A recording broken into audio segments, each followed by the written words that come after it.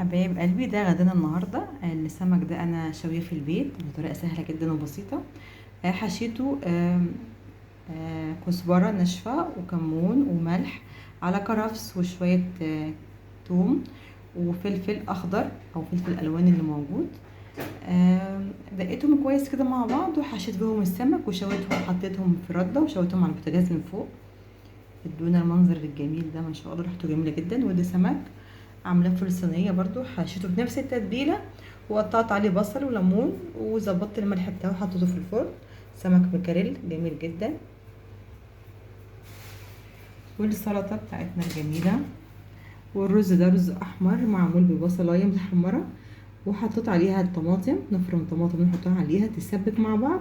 وبعد ما تسبك كل كوبايه رز عليها كوبايه ميه ومعلقه ملح صغيره، الميه تغلي وبعد كده اضيف عليها الرز يا دوبك يتشرب الرز واوطي عليه خالص لغايه لما يدينا الرز القوام الجميل ده والرز مفلفل ما شاء الله.